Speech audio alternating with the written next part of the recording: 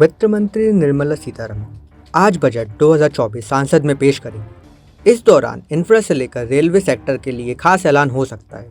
Budget में वित्त मंत्री कई बड़े ऐलान कर सकती है, खासकर वेतनभोगी कर्मचारियों के लिए कुछ अलग से ऐलान होने की उम्मीद जताई जा रही है। भारत में मिडिल क्लास केंद्रीय बजट 2024 का बेसब्री से इंतजार कर रहा है। मूडीज एक्टिविस्ट ने उम्मीद की एक झलक पेश की है, जिसमें कहा गया है कि उनके लिए कुछ खास महत्वपूर्ण हो सकता है। मूडीज एनालिटिक्स के एसोसिएट इकोनॉमिक्स अदिति रमन ने एक नोट में कहा कि लोकसभा का अपना पूर्ण बहुमत खोने के बाद प्रधानमंत्री नरेंद्र मोदी की भाजपा के नई लक्ष्य की नई गठबंधन सरकार से विश्वास और जनता का भरोसा बनाना है।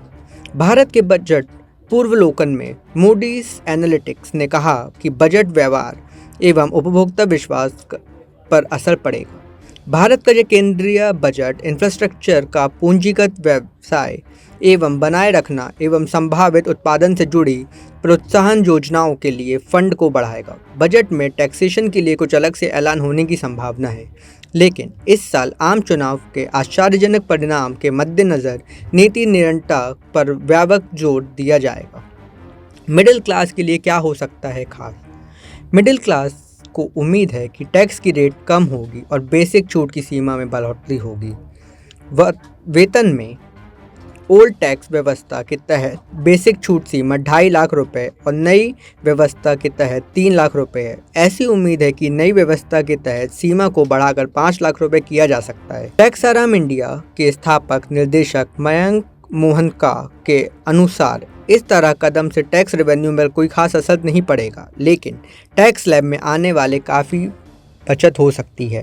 नया टैक्स स्लैब हो सकता है पेश। स्टैंडर्ड डिडक्शन में बढ़ोतरी के अलावा कई टैक्सेशन एवं फाइनेंस एक्सपर्ट 15 से 20 लाख रुपए के बीच आय के लिए एक अलग टैक्स स्लैब शुरू करने की वकालत कर रहे हैं। वर्तमान में 15 लाख रुपए तक की आय पर 20% और 15 लाख से अधिक की आय पर 30% पर लगता है। 25% का नया टैक्स स्लैब अधिक संतुलित हो सकता है। एचआरए पर क्या होगा ऐलान? नई व्यवस्था के तहत हाउस रेंट अलाउंस, जिसे हम एचआरए, और होम लोन ब्याज टैक्स लाभ में शामिल करना एवं प्रमुख मांग है।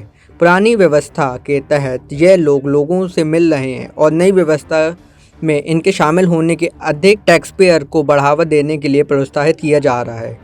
2018-19 में इक्विटी शेयर और म्यूचुअल फंड की यूनिट पर 1 लाख रुपए से ज़्यादा का लॉन्ग टर्म कैपिटल गेन पर 10% टैक्स लगता है। फाइनेंस एक्सपर्ट मौजूदा आर्थिक माहौल को ध्यान में रखते हुए इस सीमा को बढ़ाकर 2 लाख रुपए करने का सुझाव देते हैं। इस बात की संभावना है कि सरकार वादा और विकल्प व्यापार में सट्टा व्यापार के रूप में फिर से परिभाषित कर सकती है। यह परिवर्तन आय इनकम के खिलाफ F&O घाटे की भरपाई करने की क्षमता में सीमित करेगा। इस कदम का उद्देश्य इस क्षेत्र में अत्यधिक खुदरा भागीदारी पर रोकने की है।